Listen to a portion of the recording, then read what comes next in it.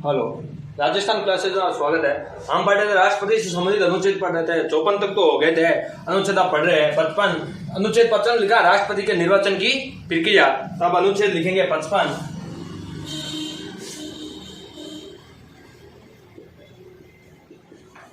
अनुच्छेद 55 क्या? राष्ट्रपति की निर्वाचन प्रक्रिया। राष्ट्रपति की निर्वाचन प्रक्रिया अनुपातिक प्रतिनिधित्व की एकल संक्रमणीय प्रणाली, मत प्रणाली। तो आप बताएंगे अनुच्छेद पर लिखा है 55 है राष्ट्रपति का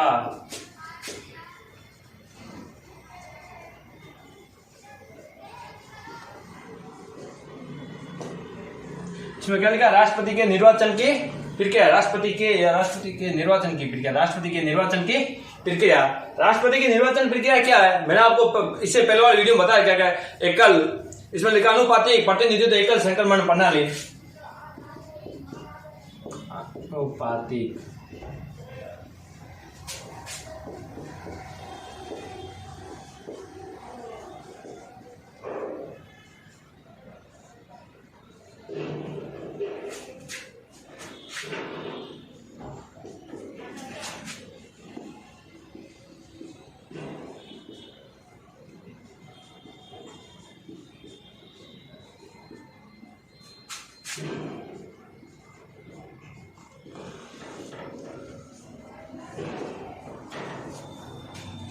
इसमें क्या बोला है?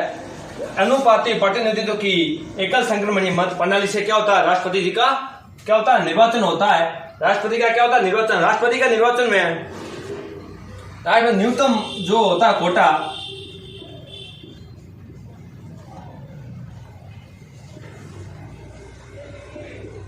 न्यूनतम कोटा होता है। इसमें न्यूनतम कोटा में क्या है? 50% प्लस एक आएगा। जो विजेता होगा, जितने सदस्य होंगे उसके 50% प्लस एक। मतलब मान लो आपके पास 50 सदस्य है, 50 होंगे, कुल 50 है, तो उसमें कितने हो गए? 25 प्लस एक होगा तभी तो विजेता होगा ना।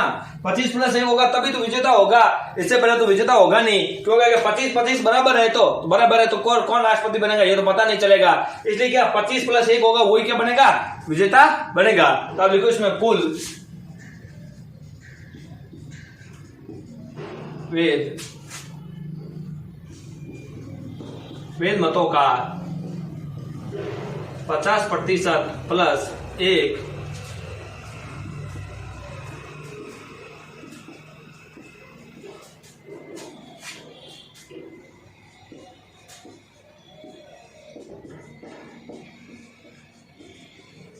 इससे क्या होगा? कुल वेद मतों का 50% प्लस एक वोट वाला क्या होगा? विजेता होगा। जिसके पास 50 प्लस एक होगा वोट, वो क्या हो जाएगा? विजेता हो जाएगा। वही तो होगा विजेता। जो न्यूनतम कोटा का कितना होगा? मान लो कि आपके पास कुल कितने निर्वाचित सदस्य है तो 50 हो गए। 50 से प्लस 25 प्लस एक होगा, वही क्या होगा? विजेता होगा। अब बताएंगे राष्ट्रपति के निर्वाचन में कौन कौन भाग लेते हैं। इनके निर्वाचन प्रक्रिया में कौन कौन भाग लेते हैं, चुनाव कौन कौन भाग लेते हैं। तो आप बताओगे लोकसभा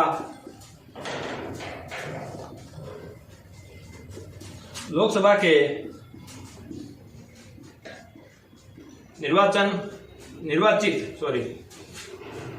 निर्वाचित सदस्य तथा राज्यसभा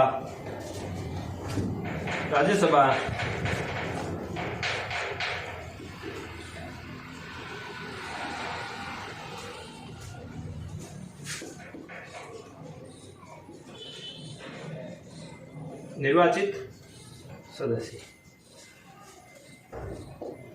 राष्ट्रपति के निर्वाचन में कौन भाग लेते हैं? एक तो लेते हैं लोकसभा के निर्वाचित सदस्य और राज्यसभा और विधानसभा के निर्वाचित सदस्य। ओनली को वही सदस्य भाग लेंगे जो निर्वाचित होते हैं, मतलब निर्वाचित सदस्य वही लेते हैं। बाकी इसमें विधान परिषद के सदस्य भाग नहीं लेते हैं। और इसमें प्लस 3 राज्य है, 3 केंद्र शासित प्रदेश है, 3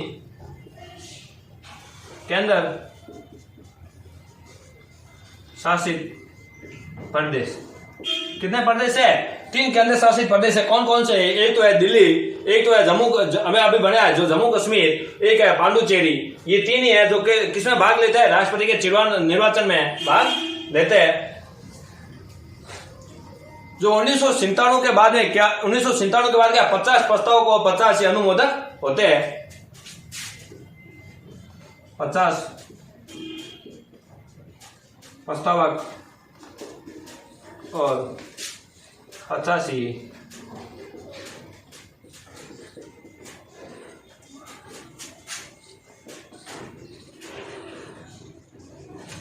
क्या होता है 85 प्रस्तावक होता है, 50 अनुमोदक होते हैं। एक बार ये नोट कर लो आप, मैं उसके बाद बोलते हैं आप लिखते जाओ साथ साथ में, क्योंकि हर चीज पॉसिबल नहीं है लिखाने पर, कुछ चीजें ऐसी होती है जो आपको खुद को लिखना पड़ता है। तो आप लिखो 1997 के बाद 85 प्रस्तावक और 85 अनुमोदक होते हैं।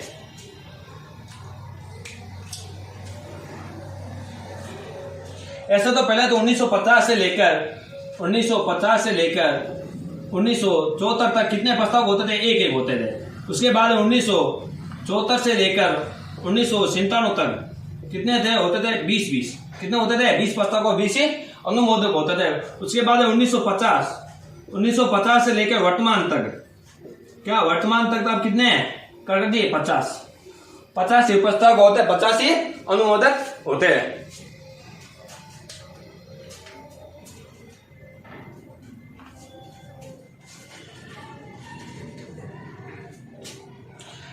आप नोट कर लो एक बार इसको, आपने नोट कर लिया है।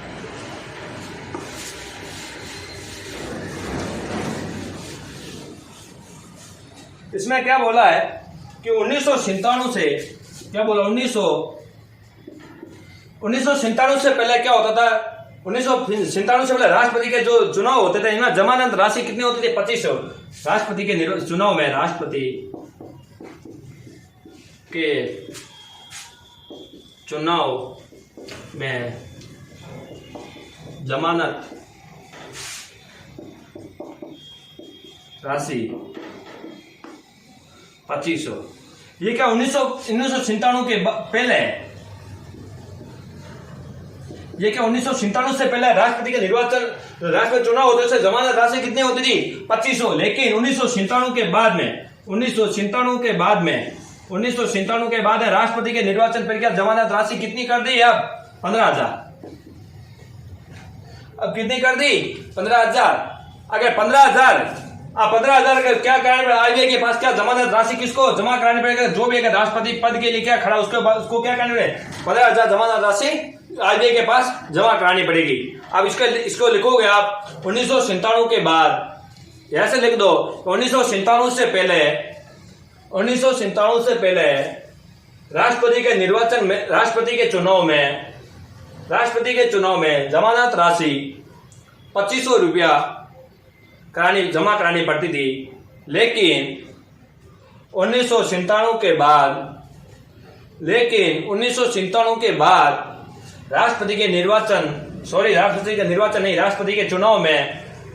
के चुनाव में जमानत राशि 15,000 रुपये आरबीसी के पास जमा करानी होती है। उसके बाद लिखो कुल वेद मतों का 1/6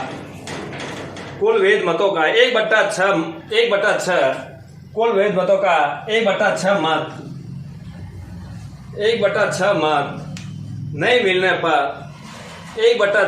नहीं मिलने पर जमानत राशि जब्त हो जाती है। अगर जो राष्ट्रपति के लिए खड़ा हुआ है पद पर, उसको अगर 1/6 मत नहीं मिलता है, उसको जो जमानत राशि ये 15,000 रुपये जमा कराता है, ये क्या जब्त हो जाती है। मतलब ये आरबीसी के पास जमा रहती है, उसके बाद उसको वापस नहीं दिया। अगर 1/6 उसको मत मिले कि फिर भी वो राष्ट्रपति के लिए निर्वाचन नहीं हो पाता क्योंकि उससे ज्यादा किसी की और है, तो उसको क्या जमानत राशि वापस दी जाएगी। लेकिन उसके 1/6 मत नहीं मिलने पर उसको जमानत राशि वापस नहीं दी जाएगी। लिखो जमानत राशि जब उन परिस्थितियों में होती है, जमानत राशि जब उन परिस्थितियों में होती है जब चुनाव लड़ने वाले उम्मीदवारों की संख्या ज्यादा होती है। जमानत राशि जब उन परिस्थितियों में क्या जब्त हो गई जिनके पास क्या है राष्ट्रपति का चुनाव में क्या सदस्य क्या हो गए, उनकी संख्या ज्यादा होगी। मान लो कि दो खड़े होते हैं तो दोनों के एक जो भी पार्टी अपोजिट पार्टी के दो खड़े होंगे, ये पार्टी के तो दो खड़े होंगे नहीं, अपोजिट पार्टी के होंगे तो दो में एक फिक्स है कि जीतना होगा। तो एक के पास लगभग A/6 मत मिल जाता है तो उसको जमानत राशि 15,000 रुपये क्या कर दी जाती है, वापस की जाती है। अगर मान लो इसके एक ही जगह 10 मान लो, अगर 10 जना खड़े हो जाते हैं तो 10 जनों तो राष्ट्रपति तो यही बनेगा, बाकी तो 9 जने तो राष्ट्रपति बनेंगे नहीं। 9 तो बनेंगे नहीं, तो इनके 9 जनों के पास थोड़ी ना A/6 मत मिलेंगे, और जिनको A/6 मत मिलेंगे उनको भी मिलेंगे 15,000 रुपये वापस, बाकी को मिलेंगे नहीं। आप बताएंगे कि एक विधायक के मूल्य कैसे निकाल जाता है, सांसद का मूल्य कैसे निकाल जाता है, एक बार नोट कर लो इसको भी। अब निकालते हैं राष्ट्रपति के निर्वाचन में एक विधायक का मूल्य कैसे निकालेंगे। एक विधायक का मत मूल्य। अब इसमें क्या, उस राज्य की कुल जनसंख्या, जिस राज्य का विधायक है उस राज्य की कुल जनसंख्या, उस राज्य की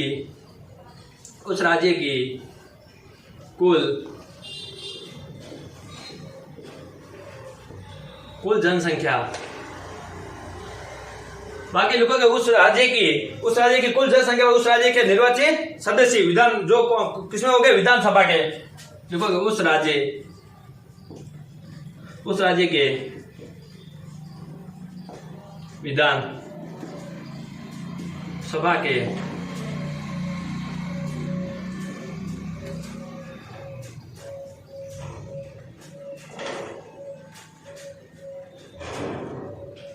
इसमें क्या बना, विधायक का मत मूल्य कैसे निकालेंगे आपको बता। विधायक का मूल्य क्या, उस राज्य की कुल जनसंख्या, जिस राज्य का विधायक है, मान लो जोधपुर का विधायक है तो जोधपुर की कुल जनसंख्या लेंगे पहले तो, उसके बाद लेंगे जोधपुर में जो विधानसभा के कितने निर्वाचित सदस्य है, उससे हमें पता चलेगा कितने है ये विधायक का क्या मूल्य है। उसके बाद बताएंगे सांसद का, एक सांसद का क्या मूल्य रहता है, तो आप बताओगे सांसद का मत क्या होता है, सांसद का एक मत मूल्य। सांसद का क्या, सांसद में क्या होता है, समस्त विधायकों की संख्या का योग।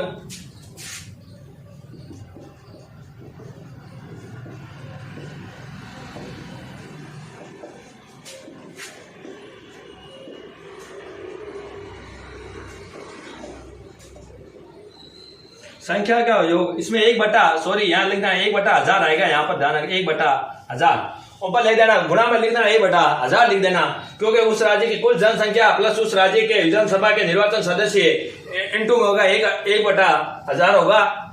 उसके बाद हम लिखते हैं सांसद के मत का मूल्य। उसके बाद उस समस्त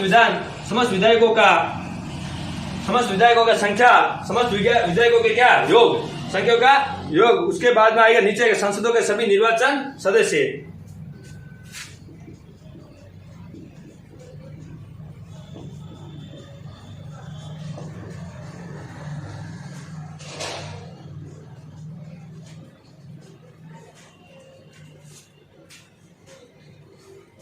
निर्वाचन सदस्यों की संख्या लिख दो, निर्वाचन सदस्यों की संख्या। अब एक संसद का कैसे मूल्य निकालेंगे, समस्त विधायकों की क्या कुल संख्या का योग, हम कुल विधायकों की संख्या के योग लेंगे।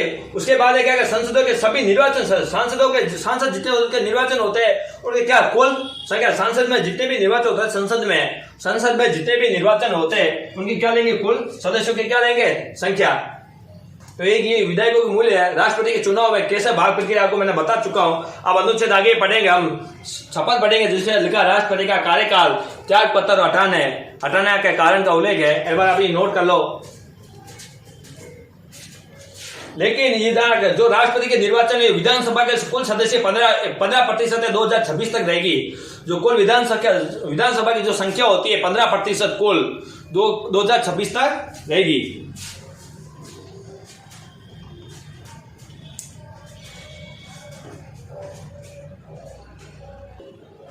अब अनुच्छेद हम पढ़ रहे हैं 56, अनुच्छेद पढ़ेंगे 56, क्योंकि अनुच्छेद 55 तो हम पढ़ लिया राष्ट्रपति के निर्वाचन की, फिर आप अनुच्छेद पढ़ेंगे 56। अनुच्छेद 56 में क्या लिखा है, अब बताओगे राष्ट्रपति का कार्यकाल, त्याग पत्र हटाने का कारण का उल्लेख। राष्ट्रपति का कार्यकाल आप लिखोगे, राष्ट्रपति का कार्यकाल राष्ट्रपति का कार्यकाल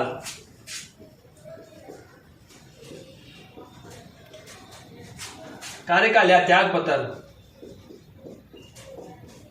कार्यकाल या त्याग पत्र या हटाने की प्रक्रिया या कारण, सॉरी हटाने के कारण।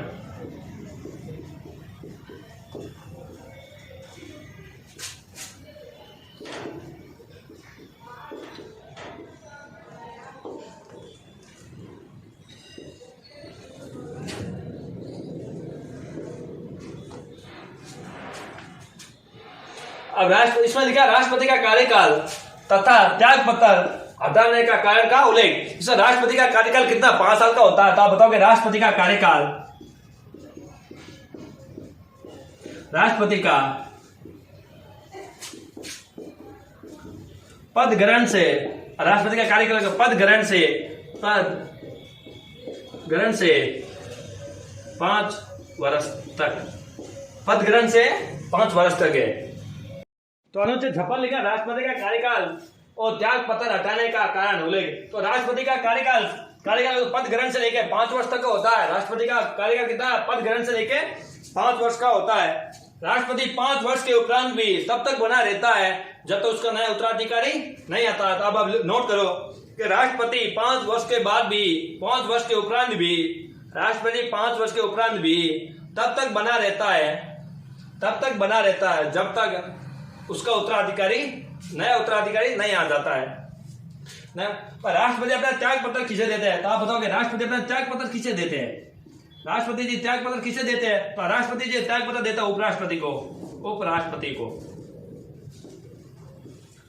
जैसे राष्ट्रपति ने त्याग पत्र किसे दिया, उपराष्ट्रपति, तो उपराष्ट्रपति का क्या कर्तव्य बनता है, तो वो लोकसभा का अध्यक्ष को क्या करेगा, सूचना करेगा, लोकसभा के अध्यक्ष को सूचना देगा। राष्ट्रपति जैसे त्याग पत्र किसे दिया, उपराष्ट्रपति को, उपराष्ट्रपति क्या करें, लोकसभा अध्यक्ष को क्या करेंगे, सूचना देंगे। कौन सूचना देंगे, ये देगा उपराष्ट्रपति। तो आप इसमें लिखोगे राष्ट्रपति अपना त्याग पत्र उपराष्ट्रपति को देता है, राष्ट्रपति अपना त्याग पत्र उपराष्ट्रपति को देता है, उपराष्ट्रपति इसकी सूचना लोकसभा अध्यक्ष को देता है, अब राष्ट्रपति तो क्या त्याग पत्र इसका में हटाने का कारण क्या, तो ये क्या है, संविधान का उल्लंघन करेगा तब हटाया जाएगा। संविधान का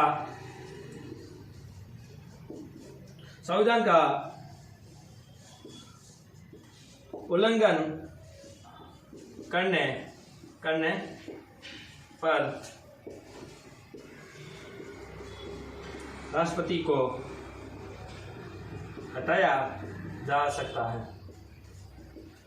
अब राष्ट्रपति को हटाने का कारण उल्लेख है। कारण क्या है, राष्ट्रपति क्या संविधान का उल्लंघन करेगा तब इसको क्या हटाया जाएगा, क्योंकि बिना कारण इसको हटाने नीचे बोला कि हटाने का कारण उल्लेख है। हटाने का कारण यही है कि राष्ट्रपति क्या संविधान का उल्लंघन करता है तो इसको क्या हटाया जाएगा। अनुच्छेद हो गया 56 पूरा। अनुच्छेद पढ़ेंगे 57 राष्ट्रपति का पुनः निर्वाचन। अनुच्छेद आप 56 नोट कर लो।